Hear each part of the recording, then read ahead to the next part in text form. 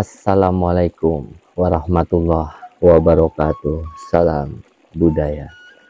Jumpa lagi para sedulurku semuanya di seluruh Nusantara di dalam channel Saumas 81, channel yang menceritakan tentang sejarah-sejarah para leluhur-leluhur kita, orang tua kita yang soleh dan soleha, dan juga amal serta spiritual yang saya jalani secara pribadi.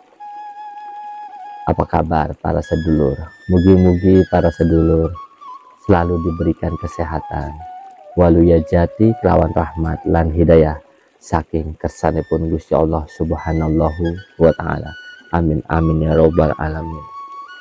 Izinkan para sepuh di seluruh Nusantara, kami ingin menceritakan tentang sedikit sejarah dari tradisi medaling pusaka Garuda di daerah Gegesiklor, Kabupaten Cirebon.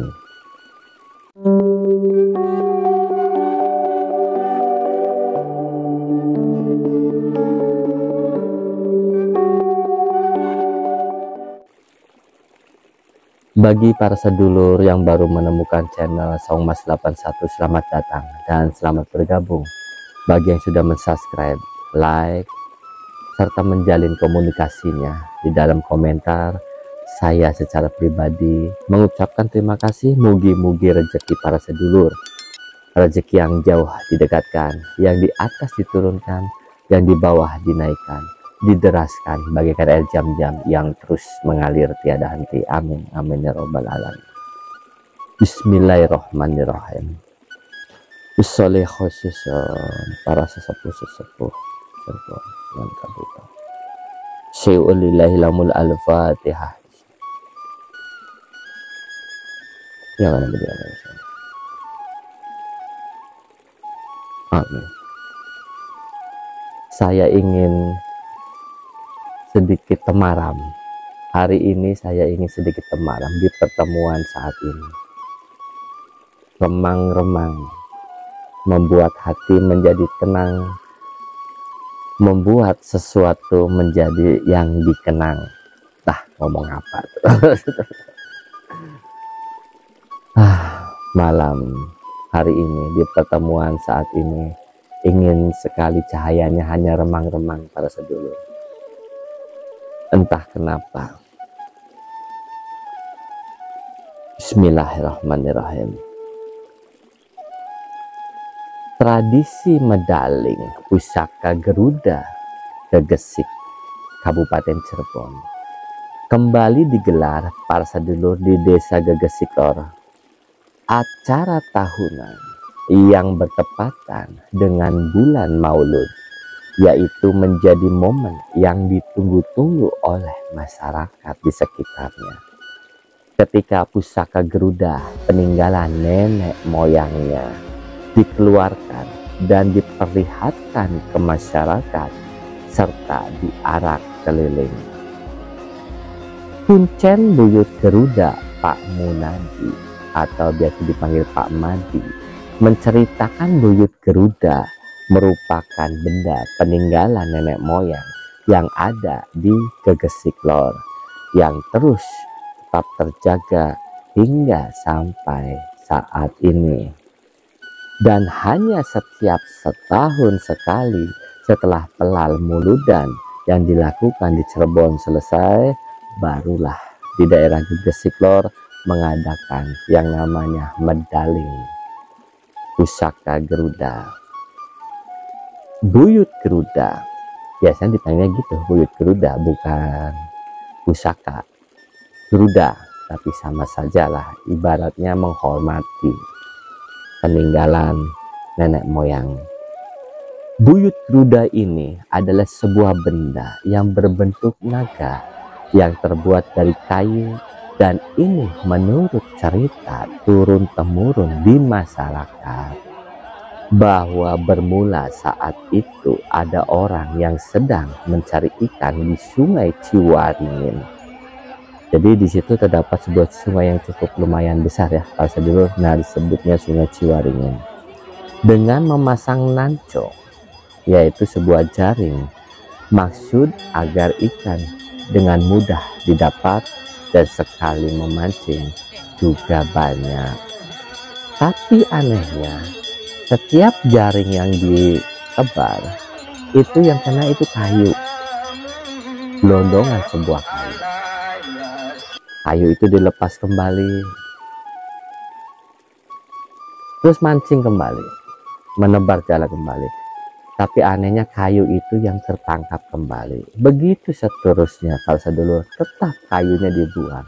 Hingga akhirnya, kata cerita turun temurun ya, si pemancing ini didatangi oleh suatu sosok melalui mimpi. Konon katanya begitu, agar dibentuk menjadi sebuah naga-nagaan. Akhirnya setelah dibuat naga, dikasihlah ke desa-desa, dan tidak ada yang mau di desa Gegesik untuk menerima kayu tersebut yang sudah dibentuk sebuah naga. Mungkin karena satu,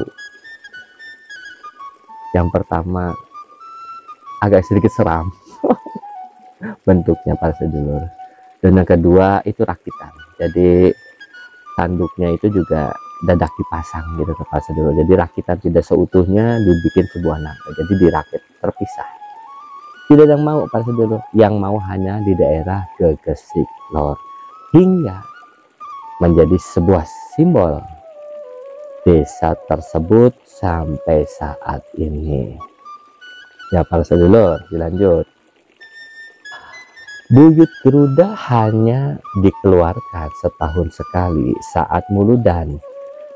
Benda yang merupakan rakitan dari kayu berbentuk naga itu hanya orang tertentu atau pilihan yang melakukan pencucian dan merakitnya agar bisa dikeluarkan. Jadi medaling itu artinya dikeluarkan atau dilahirkan kembali. Itu arti medaling para sedulur ya. Jadi nanti diarak maksudnya dikeluarkan.